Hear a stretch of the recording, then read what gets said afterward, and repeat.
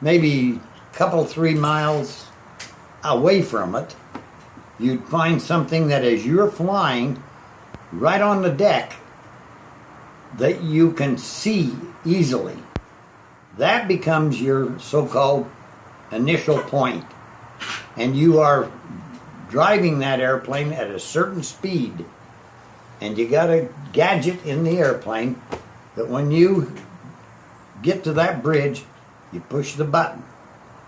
And a timer goes, and it tells you, okay, now is the pull-up time. And you pull the aircraft back up hard like that, and at 55 degrees nose up, the bomb goes off, or launches. You go on over the top on your back, down to the ground, and haul ass, and it goes boom and explodes. Or depending on the type of bomb, it goes down into something and explodes under it. And it's you have to be an idiot to be doing it, because the biggest bomb we had, they would never admit it, but they would say that you have an 85% chance of surviving the blast if everything goes right. So that show that I was telling you about the other day, they were talking about those pilots being courageous. And I think that's why, right? Because what they were doing was a deadly job. Fighting. Air fights. Yeah. So that's not the kind of... You were attack flying, and the other one, that other team or group you told me about was fighters. Yeah. So you would attack with bombs or whatever. That would be your mission. But you'd not be fighting other planes in the air. No. And of course, every young pilot, before he ever flew, thinks that the fighter pilot, all the movies are about fighter pilots. And they're all about how fast the airplane can go. And to this day, Craig even has a private pilot license. He still can't get it out of his head. And me and him and Pappy were out there, and Pappy ruined his whole day. Pappy has flown probably military type airplanes, 8 or 10 different ones. And some of them... For long periods of time. Not just I flew it. Oh, no. It was his job to fly it. Yeah. Okay. And so Craig asked him, well, what airplane was the funnest? And Pappy says, the AD. And Craig couldn't believe it. A propeller-driven plane that you can't go to 50,000 feet in won't break the sound barrier?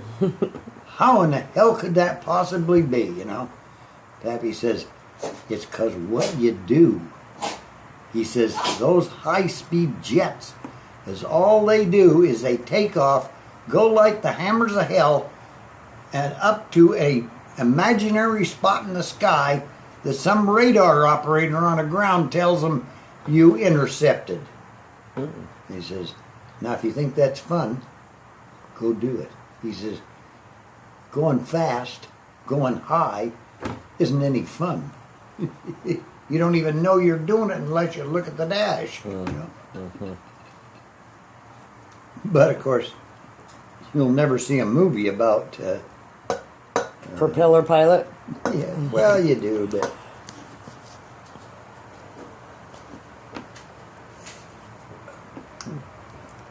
what would the propeller pilot do? Is he attacking too? Dropping bombs? Oh yeah. You could do so many different things with, like the plane I flew. It's like a workhorse. It could do anything. Okay. Except go to 50,000 feet and go What fast. was it called? What was the name of it? An AD Sky Raider. But it could carry any numbers of bombs. It had 4 machine guns, rockets, anything you could think of. And I have flown one nonstop by myself, I think probably the longest, 10 hours, and never got above 500 feet off the ground. Now you take a jet, high speed, blah, blah, blah, they would last, you might get an hour out of one, that low, yeah, about an hour. Because of the burning fuel? And you can't carry a lot of fuel. No. Did you ever have to fuel in the air? No. Not in an AD, I never did, no.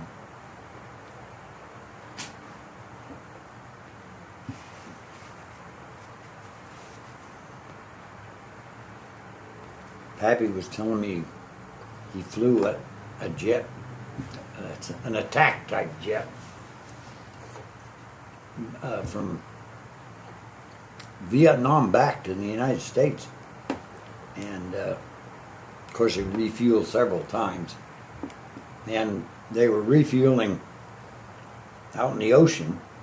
Midair. Yeah. Okay. And when he hooked up, he couldn't get the thing to go into the cone easily. He finally got it in. He turned the fuel on, and it leaked like crazy, see? So he says he had to kind of, with your right foot, you just push on the pedal, and the airplane will fly a little bit crooked, see?